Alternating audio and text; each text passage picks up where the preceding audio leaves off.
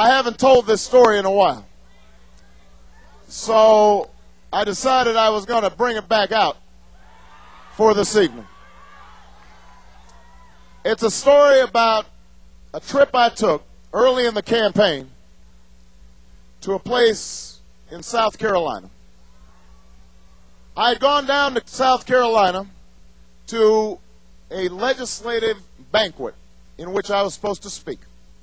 And I was sitting next to a state legislator there whose endorsement I needed, and this was before the campaign had really caught on. We were really having to grind it out. And so every endorsement was hard, and I went to the state representative and I said, "State representative, I really need your endorsement." And she looked at me and she said, "I will give you my endorsement if you come to my hometown of Greenwood, South Carolina." And I must have had a glass of wine that night. Because I just, without asking any questions, right off the bat, I just said, "I'm there. I'm coming to Greenwood." Only to find out later that Greenwood is an hour and a half from every place else. It is remote. So the next time I fly into South Carolina is about a month later. And we land in the airport and we drive to the hotel. We get there about 12 o'clock midnight. And I've been campaigning for 10 straight days. I'm missing Michelle. I'm missing the kids. I'm exhausted. I'm dragging my luggage into my room, just dreaming about that pillow. And somebody taps me on my shoulder. I look back. It's one of my staff people who says, "Senator, we have to be in the car at 6 a.m. tomorrow morning." And I said, "Why is that?" And they said, "Because we've got to go to Greenwood like you promised." So the next morning, I wake up, and I feel worse than when I went to bed. And I drag myself over to the window to open the curtains to try to get some sunshine to wake me up. And I look out. It's a miserable day, pouring down rain.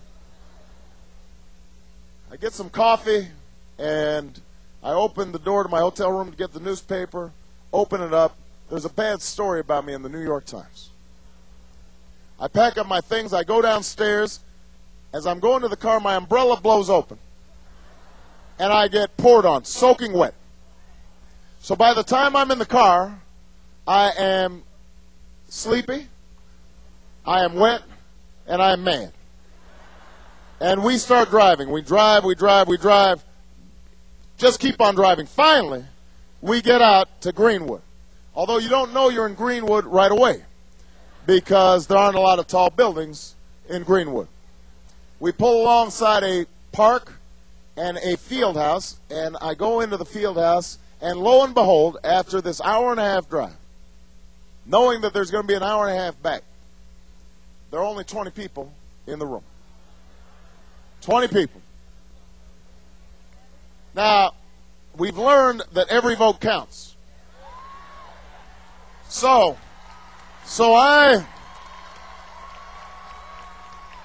I start shaking hands with all these folks. I got to admit, they all look like they've been rained on. They don't look like they're that excited to see me.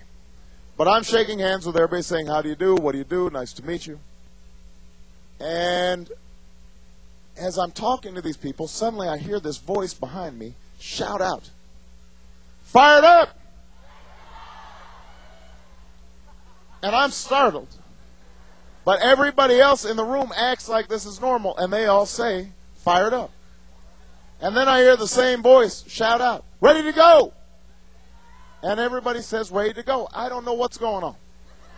So I look behind me, and there's this little woman. She's about 5'2", 5'3".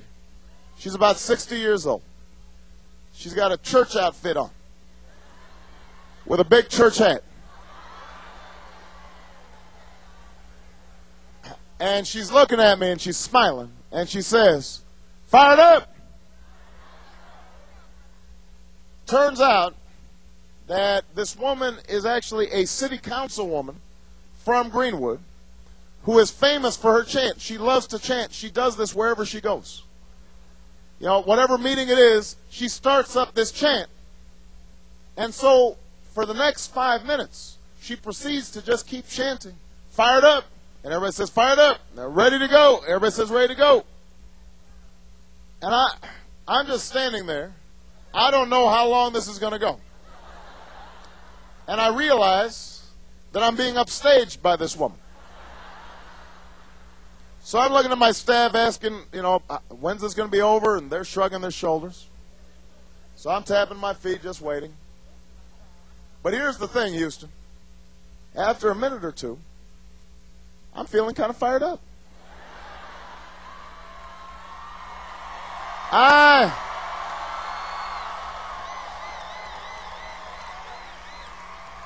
I feel like I'm ready to go. So I start joining in the chant. And for the rest of the day, even after we left Greenwood, whenever I saw my staff, I'd say, are you fired up? And they'd say, I'm fired up, boss. Are you ready to go? I say, I'm ready to go.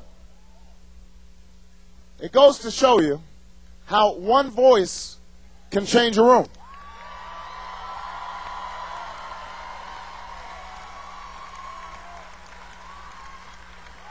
And if one voice can change a room, it can change a city. And if it can change a city, it can change a state. And if it can change a state, it can change a country. And if it can change the country, it can change the world.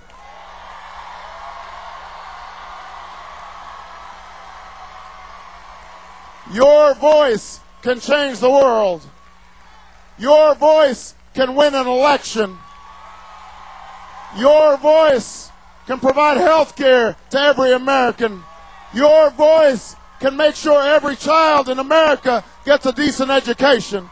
Your voice can launch an energy policy for the 21st century. Your voice can end this war in Iraq. Your voice can restore America's greatness.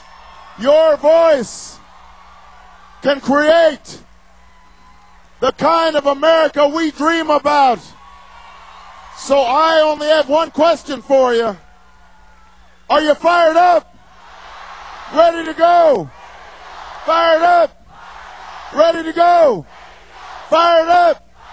Ready to go? Let's go change the world. Thank you, everybody. God bless you.